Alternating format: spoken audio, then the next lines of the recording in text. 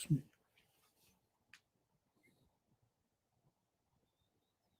₹1,000.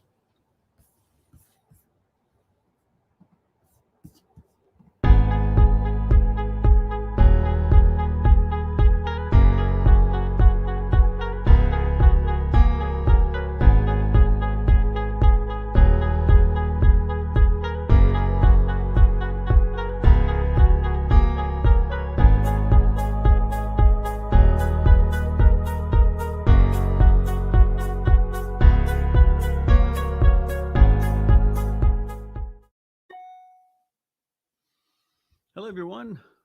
Hope you're all doing well. Let me know if you can hear me well. I don't mean you can't hear me. I just want to know if my system works. Okay. And let's see who we have here. All right. First of all, Merry Christmas to all of you. Whether you are Christian or not does not matter. It's a celebrative time of the year, and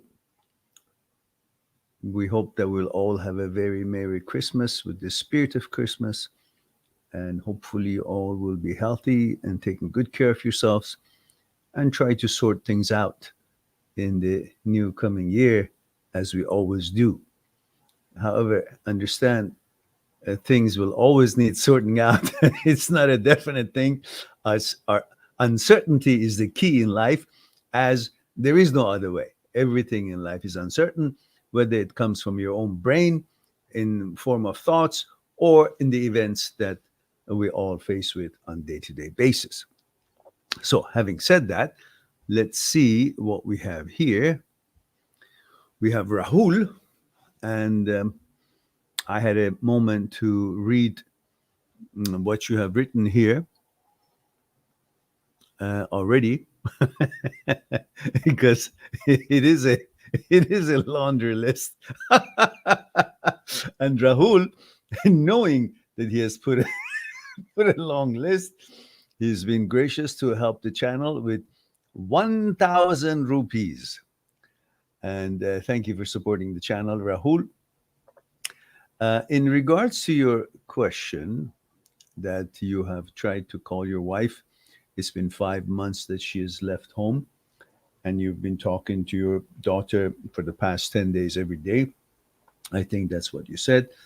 And you have talked to her a couple of times, but she doesn't call unless you call. She doesn't call unless you call. And that she has no plans on coming back at the moment. She still says that she needs time and that she's still angry with you. And you have tried to communicate with her, and you have asked her when you want to come back, and she has no answer to that. But I also saw that you said she has no plans on moving on either. Is that what you mean? That she has no plans on favoring divorce or moving on with her life with another relationship? Or do you mean she has no plan on coming back? Which that I understand, but I don't know if this was a different, you know, announcement that you were making or finding. So in any case, did you not ask her that when she says she's still angry with you, did you not ask her, this is exactly what I want to talk to you about and see what I can do to bring your anger down and we can compromise and understand each other better? But I also remember in your writing, you said that she said, what did she say? I just forgot. That you have not met her expectations, and she said you have not met your daughter's expectations. My question would be, what kind of conversation has she had with the daughter, and what kind of expectations would it 8-year-old, what is it, 5-year-old, 8-year-old, 2-year-old, I don't know how many, your 4-year-old daughter would have? Is she just trying to muster up numbers in support of her views about you and giving you a little bit more of a disappointment in your mind that you haven't been good enough? What is she talking about? You could have asked her that, what is it precisely that you think I have not done or have not met your expectations, so we can discuss that and see how I can reach that. And perhaps there are certain things I want to share with you that you haven't met my expectations either. If that's so, you don't want to go, tit for tat, but if that is the actual case. But if she has been a good wife and a good partner, and she's done her duties as a wife, as a woman in the relationship, with her duties with the child, with her duties about if she has a career, her career, if her duties about things managing the house and the household, whatever it is that you guys have agreed her role and your role should be, You can see if you guys have or have not met, and then expectations, and then um, take steps to meet each other's expectations as best as you can. And then through that conversation, you will find out if this is just an excuse or a ploy to put the blame on you and to open the way for herself to end up with severing the relationship or a divorce by calling you that you have not met the expectations, or is there an actual truth to it and that you've been um, possibly irresponsible or haven't actually met up with your obligations? You haven't, I don't know, done your best to bring the food on the table or provide what you could provide.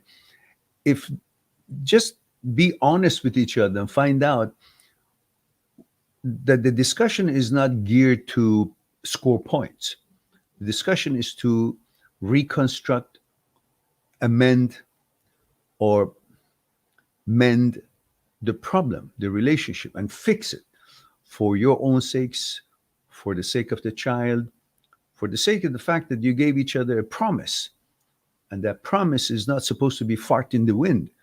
That let's have a promise because we are hot for each other, but then later on, fuck it, I go somewhere else because I don't have the car I want, I don't have the house that I want, or you say she's not as hot as she used to be, or whatever else it is that going on in each one of your minds.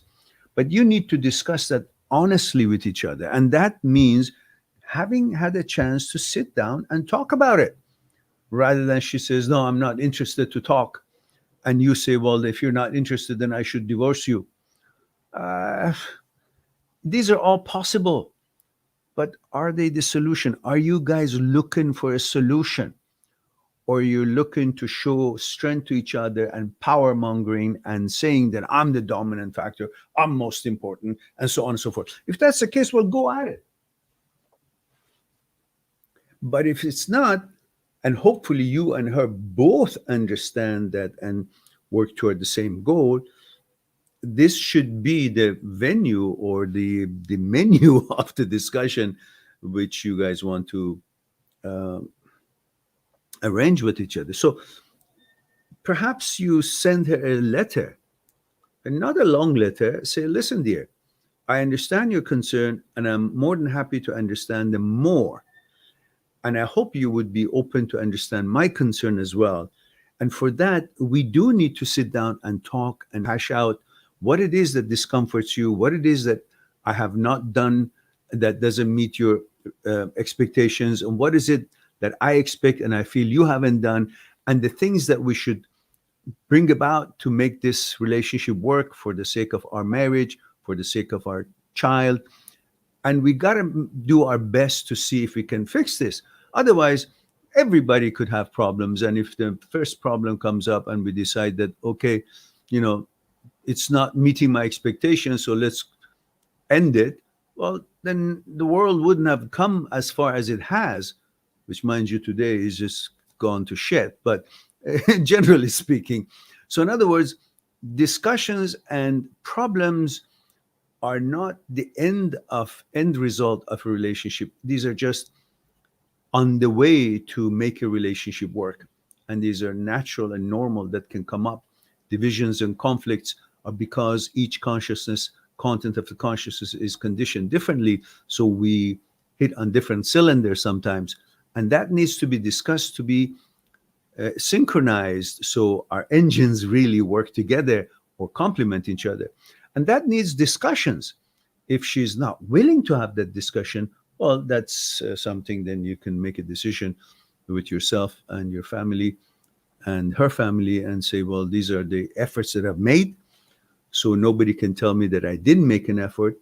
I'm genuinely interested to see what you're doing. And if you want to make it a little bit powerful, when you send this kind of a email or letter with these kind of suggestions that we should sit down and talk and find what can make this work or understand each other better to bring about a more workable relationship and a family environment, You can maybe copy this to your parents and her parents and say on the letter, I have sent the same copy to your parents and my parents, because I think parental guidance and influences are, or images are very important in your neck of the woods. So when you put that on the letter, perhaps she would be obligated to sit down and talk with you, because she says, oh, he's now setting a precedent and an evidence to my parents that he's willing to talk to me. And if I say no, that would look bad on me, that I didn't even try. But if it's not in writing, she can always say, well, he didn't even try, or he was arguing with me, or this and that. And when you're going, if you go eventually have a meeting, don't go there for argue and put her down or anything. Let's just listen to her. Listen what she says. And don't have to answer. Just listen, make notes. Let her talk most. That's what she wants. Sometimes women want to tell you what's in their heart. They don't want to hear anything back. They don't want to hear solutions. They just want to talk. So let her say what she wants to say and write notes. Don't argue. When it's done, when she's done, point by point that you have written what you want to say, address it gently, cordially, kindly, with good intentions. If you do these, and if still she's on her high horse, then you can send the results as the outcome of the conversation, one copy to her. Say, dear, I'm thankful that you made arrangements for us to discuss. These are what we discussed. This is where your concerns, and these were my response to you. And I hope these are satisfactory. And if not, let me know, or whatever. If you guys actually didn't, hit it off, then you can send a copy to her as a summary of the meeting and a copy to the parents. And everybody knows what's going on, if that's the way you go in your culture. If not, then just do what we said between the two of you and then make a decision after that. I hope that was something helpful to you. Rahul.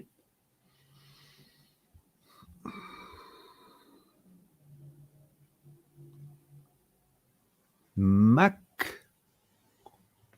That's a alphabet I can't read. Says womb.ong.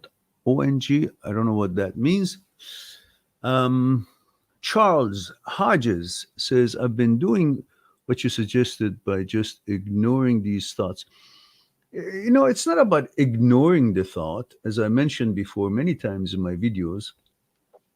It's about recognizing that they have presented themselves, labeling them for what they are. It's intrusive thoughts, it's not me. It's OCD, it's not me. It's HOCD, it's not me. And then focusing on what it is that you set out to accomplish on that day. So in other words, you accept the existence of thoughts that are not your choice of thoughts. Look, there are lots of people in this world that you may wish they didn't exist, but they do. And it's not up to you to decide who does or does not live or exist. And you have understood that. And then you conduct your life based on your choices, the people that you like and you have things in common with, the activities you like and you are interested in. You make choices, because the reason we have choices is because we are living in a world that so many things exist that we are not necessarily interested in all of them. The reason you make choices is because there's so many things available. So you got to choose if this is in line with my values or not. You can't be involved in every concert of every kind of a music, every kind of discussion, every kind of political goals, every kind of education. You make choices. Same thing with the people they want to associate with. Same thing with the kind of thoughts that show up. Same thing with the kind of opinions and utterings that other people make. Same thing with the kind of thoughts that come is created by your brain. You allow all these in the world, in the actual world and the virtual world, to exist. You accept the existence of all things because there is no threat to you. You have choices. So to accept that everything can exist means you allow, you permit things to exist. When you permit things to exist, doesn't mean you're choosing them or you're interested in them. You just say live and let live. Whether it's a person, a human being, an activity, sports, or a thought. You allow thoughts to exist. Because you have no other choice. You can't control thoughts. They're not your thoughts, they're brain's thoughts. So, and the same thing with other people, their lifestyle, their thoughts and utterings and opinions and behavior and habits are not in your control. So they can exist because you have no choice. But you do have a choice of which ones you associate with or which one you pay attention to or not. So you allow thoughts to exist. Whatever their content is, it's irrelevant. But the fact that you're open to allow and understand that brain makes thoughts. It doesn't always make thoughts that I'm interested in. It makes thoughts because it is separate from me. Brain is not me. I'm not the brain. Just like people are not me. I'm not people. They can do, say, whatever they want. Irrelevant to me. Brain the same. Just because it's mounted on your head doesn't mean it is you. It just means it's another apparatus that you own, but it also does its own thing or malfunctions often. Now, this can go long deeper than this, but I want to stop here because it's a common forum that we want to just touch on things and go on with it. So this is what I want you to understand, that you're not supposed to control thoughts. You're supposed to allow them to be. Just as I explained the other day in many of my videos, that you're the ocean and the ships pass through the ocean, cannot change the ocean, irrelevant to the ocean. It's just a passage that the ocean allows them to come and go. You're the ocean. Thoughts are the ships. Allow them to come and go. There are no resistance for them to travel. Allow them to travel. But they mean nothing. They're irrelevant to you just because they happen to be visible in front of the ocean or you can see them in your brain. Understand that their existence does not switch and change your existence, and their existence is still irrelevant whether you notice them or you don't notice them. So it's okay. It's not about ignoring them. It's about allowing them to be, but you don't have to have any emotional response to them, because what do you have an emotional response to every person that you see when you're on your way to school or to work or when you're driving? Yeah, sometimes in driving we have emotional response to people who drive weird, but there's so many things available. We just go about our business. Why? Because we accept they can be. And I just focus on what I have to do. And that's the way you treat thoughts. And he says it's starting to affect my everyday life. I have a girlfriend that I love to death, and these images pop up. Yeah, allow images to pop up.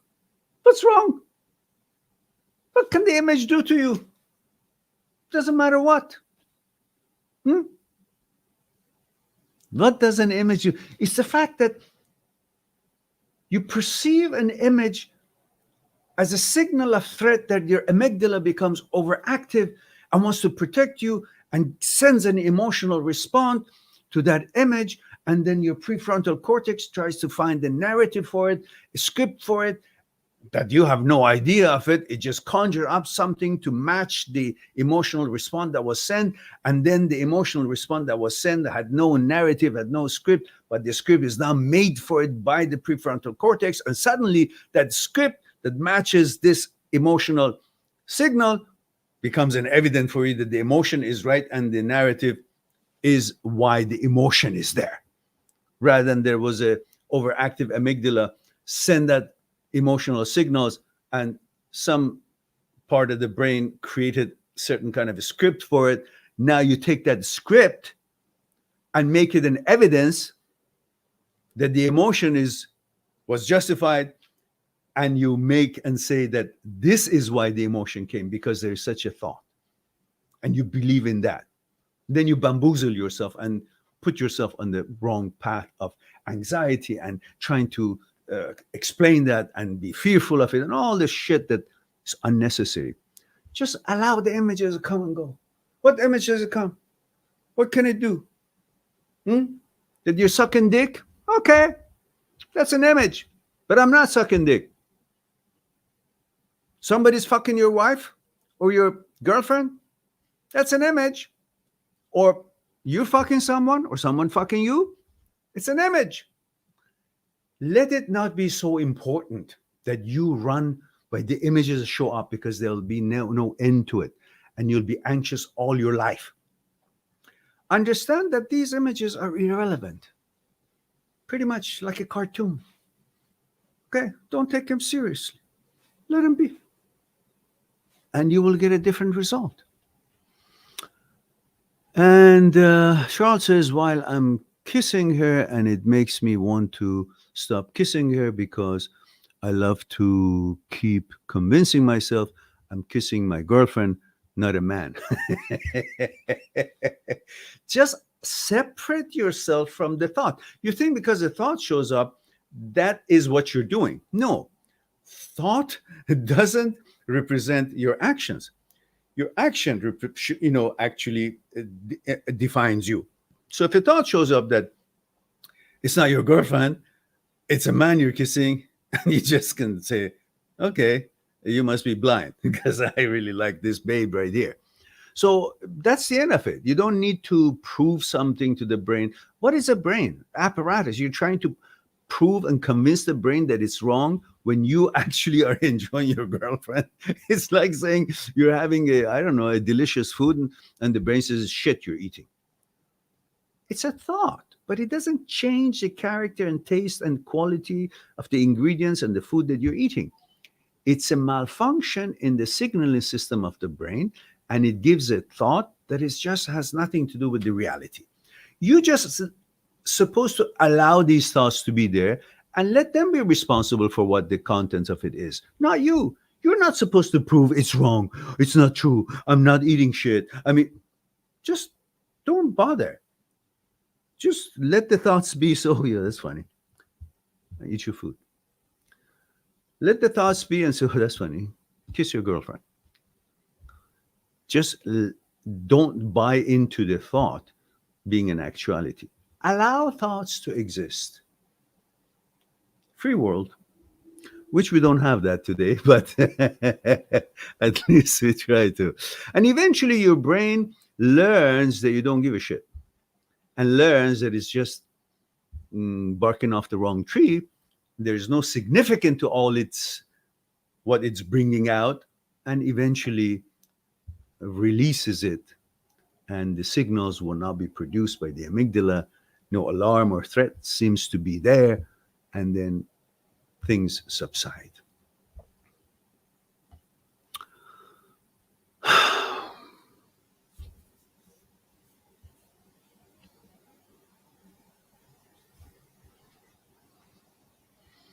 Charles says, I keep getting these disturbing, disgusting thoughts.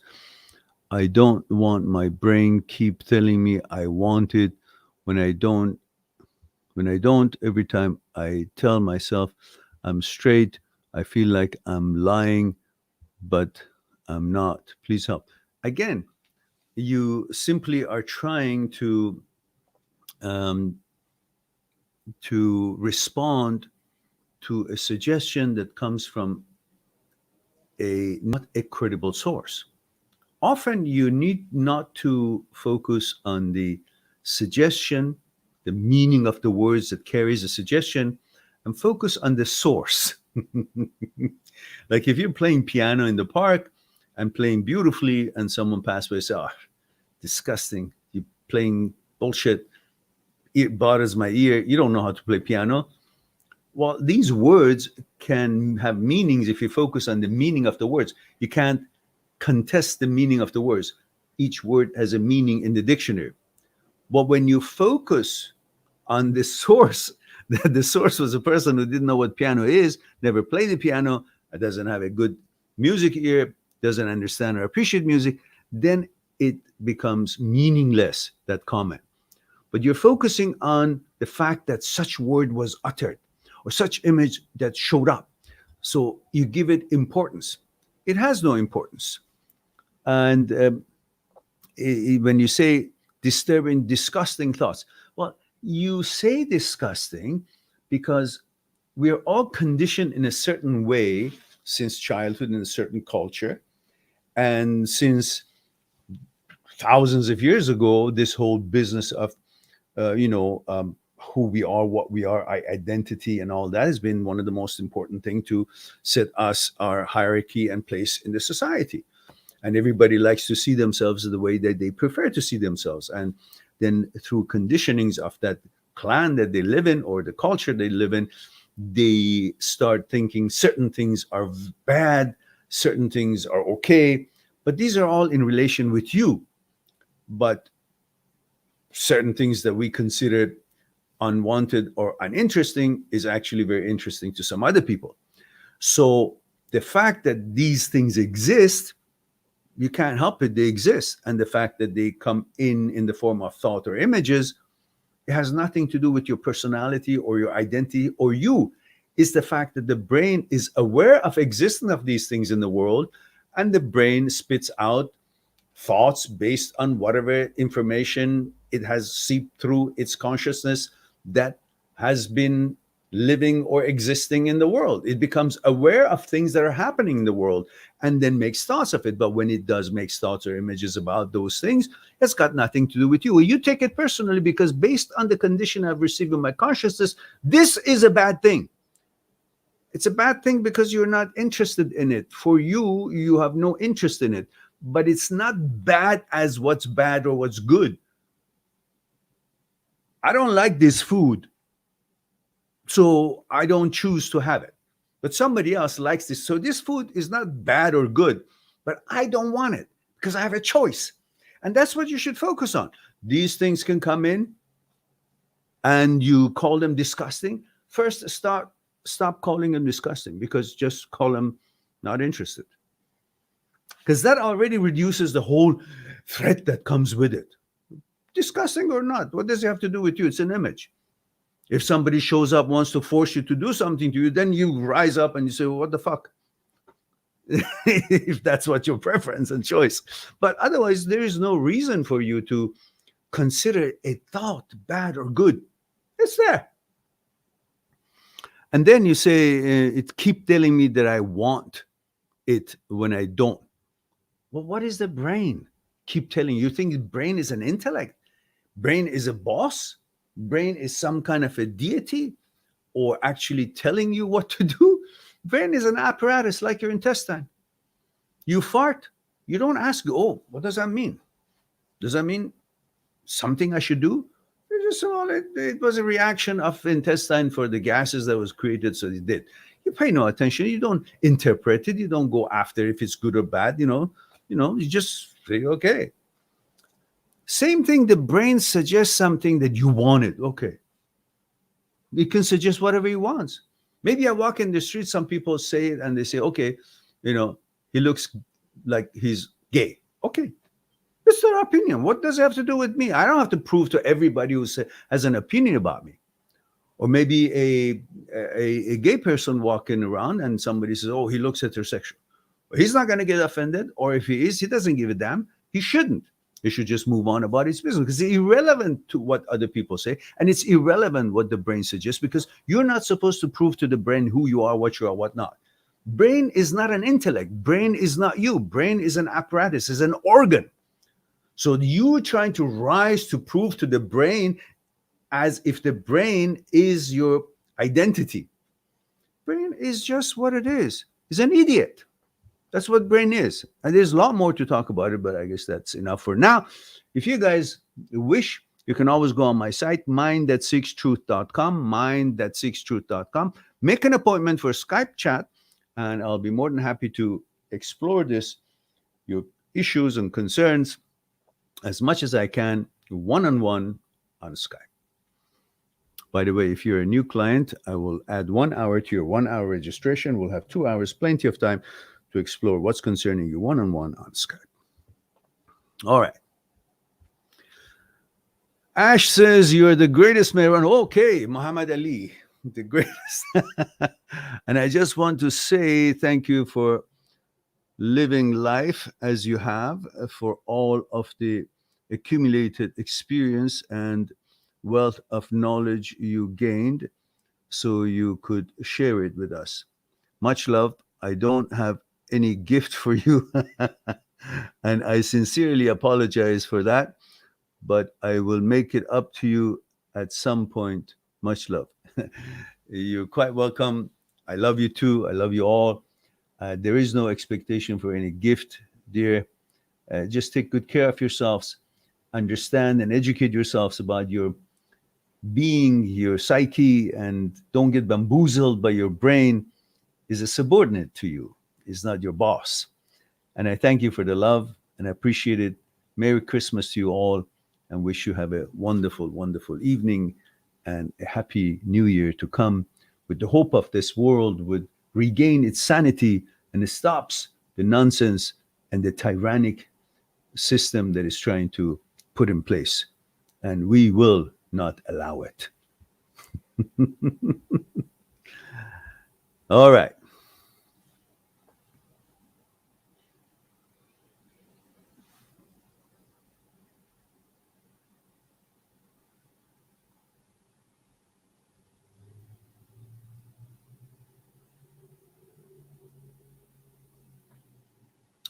Dosti says, male 21, Netherlands.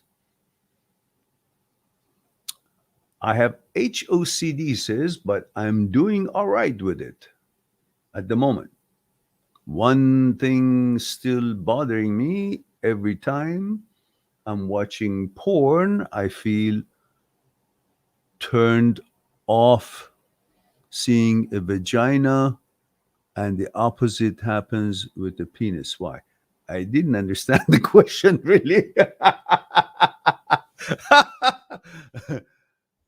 Those this is, by the way, Merry Christmas, Merry Christmas to you as well. But let me go back to the question. But I'm doing fine at the moment. One thing still bothering me: every time I'm watching porn, I feel turned off seeing a vagina, and the opposite happens to the penis. Why? It's just your brain again suggesting things that you should say, okay. Don't interpret the suggestions. Let the suggestions be. But I had a friend whose father was a ophthalmologist, was a doctor, eye doctor, and he was telling us that every time guests would arrive to their home, they would always bring about their problems with their eye because my father was a doctor, he said. But there was a gathering at home, but they were acting as a patient. Oh, doctor, I do this, my eye hurts. And he said one day, one of the guests said, doctor, every time I watch TV, my eye hurts. His father said, don't watch TV.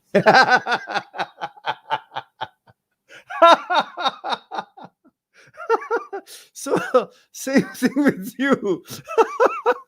Every time I'm watching porn, I feel this. Don't watch porn. That's it.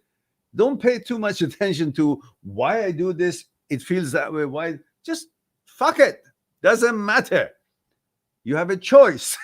Enjoy what you enjoy and don't be active in what you don't want to be active in. That's it. The rest of it, everybody is insane. Their brains are insane, but doesn't mean you're insane. You know your values, you know your preferences, and that is not going to change. Doesn't matter how many rhetorics you hear from people, from your brain and thoughts and images. It doesn't change you. Just continue living your life based on what's good for you, what your choice, preferences, and vetoes are.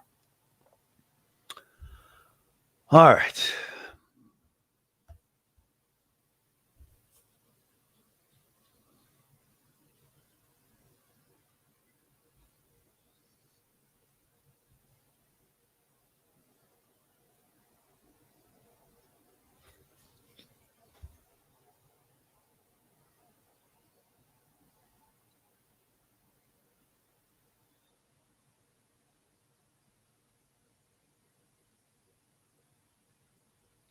No, Charles. Go ahead and ask for her hand. Don't give a shit about these thoughts.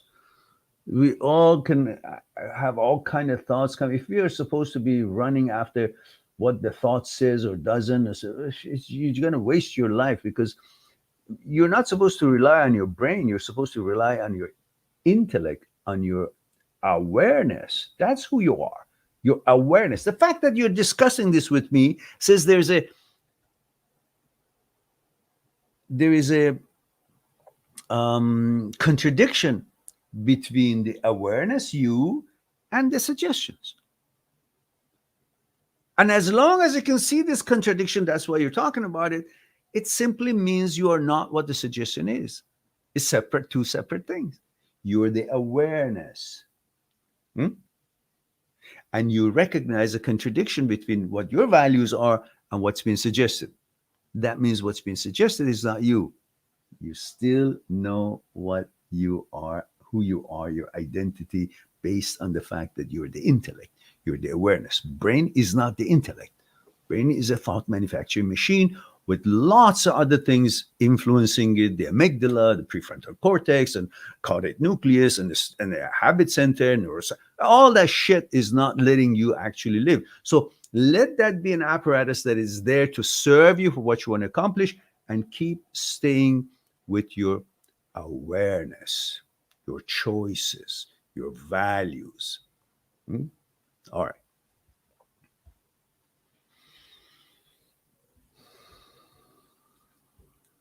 Okay. Uh, Anything more than that, guys, you can make an appointment with me and we will discuss it.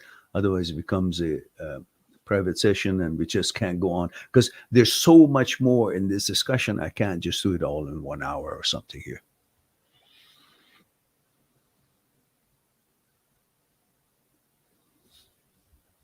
Yeah, Charles, you might want to make an appointment with me and we'll discuss it. There's so much things that I can share with you, but it's just limited to here. Rahul says, thanks, sir. Can I stop communicating with her completely for a few months because she said she needs time?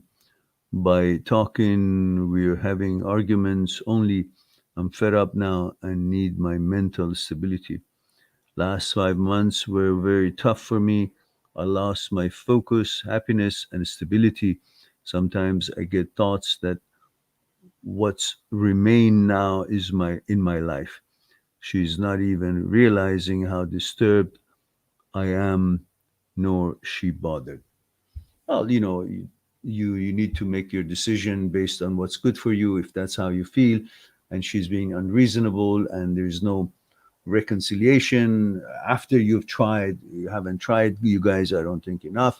But then eventually you make a decision, and it's not the end of the world. You go about your business, she goes about her business. But make sure you never forget your daughter. You be the best father you can be at all times to your daughter. She comes first. Rahul says her attitude, behavior is not of solving problem. Her response is do whatever I want to do, and she's not bothered with my decision. I'm feeling to move on completely. Should I disappear for 6 months? Whatever you do is not to punish her. Whatever you do is what's best for your daughter and for you. And that's how you should look at this. Because really, you will go on and live your life, and she will go on and live her life. You find another woman, she finds another guy. And it's the daughter that is going to be, should be, given the priority. And you guys got to come up to some kind of a discussion and conclusion that how this is going to progress. Are we going to stay together? Under what conditions and what discussions? Are we going to separate? And if it is, what's the arrangement with our child? How are we going to make sure the child feels safe psychologically and physically, and that we would both be able to contribute to her life on daily basis? You can't be in another town and I'm here and then call it what? You want to divorce? Fine, but you have a child, and the child needs mother and the father. So we can divorce, but come to the same city. So anyhow, you got to decide all that, and then nothing. You guys can divorce and go about your business. If she doesn't want it, she doesn't want it. But don't forget the well-being and the proper upbringing of the daughter. All right. Bruce says, hello, hello. Don't forget, guys, I need the protocol, meaning gender, age, where you're tuning in from. Go Fast Clad 97 says, hello, hello again, and please do comply with the protocol, age, gender, where you're tuning in from.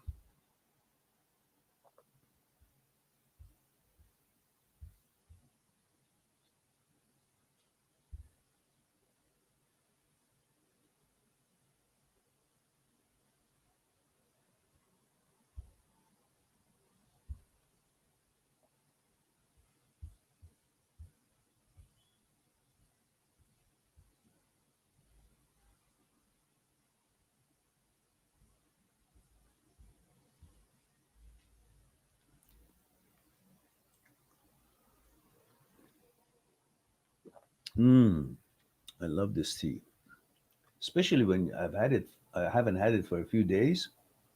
It just hits the spot. It's something weird, like something I've never had. You see, I don't like coffee, but of course, if it's decaffeinated and it's got some, taste to it, yeah, I enjoy it. But I don't drink it, and I love tea.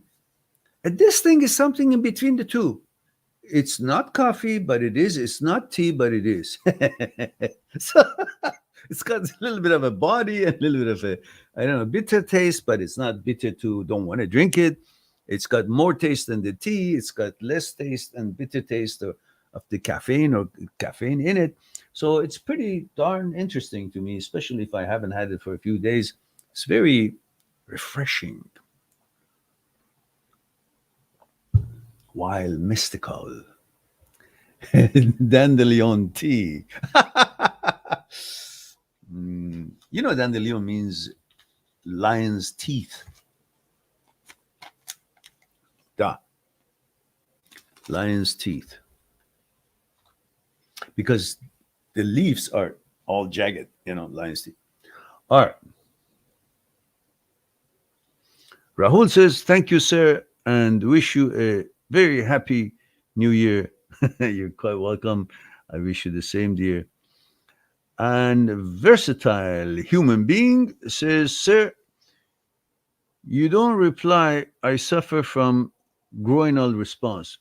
Versatile, I don't reply where? I haven't, this is the first time I see your comment here. Secondly, I have hundreds of videos on the channel, and one of them specifically is about groinal response. So just go on my channel on the search engine, put in groinal, and you will see the video and watch it. And there's so many other videos in two playlists, especially for HOCD. And, there's enough information to respond to your questions.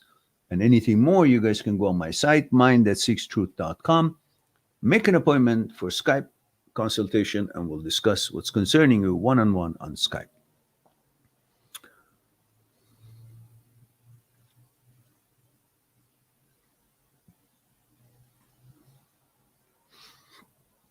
Yeah. Your answer to your question, Versatile, is what I've been talking about in this very live stream earlier. So you can watch it when it's uploaded again, re-uploaded, plus the videos that are specifically made for each particular topic of question, that one of them is what you just said here, groinal response. So watch the stuff that I talked about here for Charles, and also then watch the individual videos on the channel, and you'll have enough information to know where you're going, and there's a lot more information. And plus, I have the links of famous and knowledgeable psychologists, psychotherapists, such as Dr. Schwartz, Dr. Philipson, Dr. Jan Weiner, and many other therapists who are expert in the field of OCD and subsets of OCD. And you can benefit from their knowledge and their videos, and educate yourself, and then deal with this with arsenal of knowledge and education.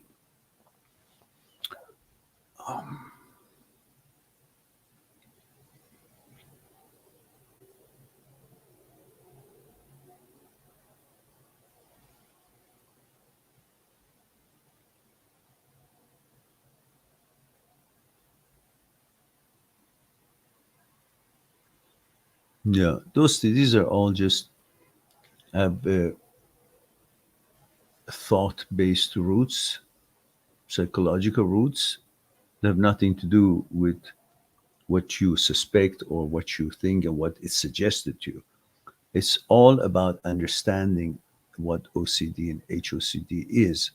And again, that needs a different forum. I can't go through it because it's not like 1 or 2 minutes. It's a discussion that takes place. It's a educational discussion that is a elaborate discussion. So just watch the videos that I have provided and the links for the psychotherapists and psychologists in the OCD and HOCD videos descriptions that I have, or go on my site mindthatseekstruth.com, mindthatseekstruth.com. Make an appointment for Skype, and we'll discuss what's concerning you one-on-one on Skype.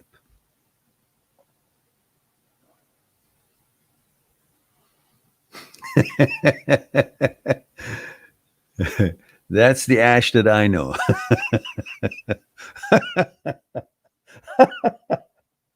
Yeah, good for you.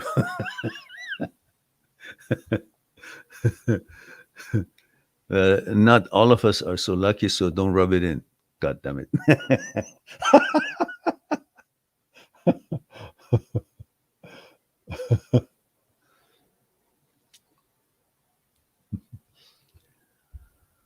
All right. It's been 52 minutes already, so I guess I'm ready to call it a day. So I'm also got to get ready to go to my son's place. I'm invited for dinner. So let's see what else we have here.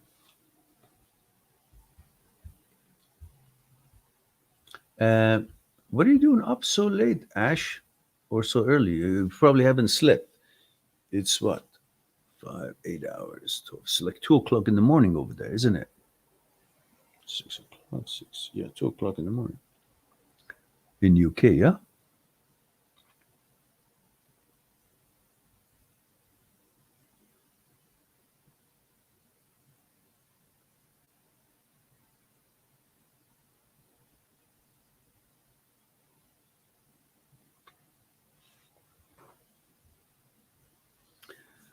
Okay, guys, I think we've answered all the questions that I could see here, and it's time for me to say, I love you all. Thank you very much for being here, giving me the opportunity to share a thing or two with you.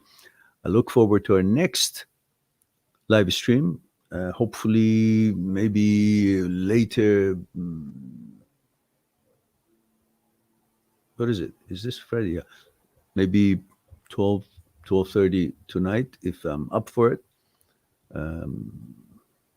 Or tomorrow night. And definitely tomorrow at 1 p.m. as usual, Vancouver time, we'll have our regular weekly live stream. And again, maybe tomorrow night about 12:30 midnight, I try to have another one. I will have to speak quietly because my neighbor seems to be annoyed.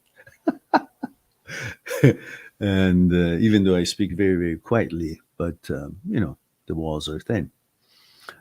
So we'll try to manage it. All right, guys. So I look forward to see you guys again. In the meantime, be good to yourself and to the others. I'll talk to you soon. Bye for now.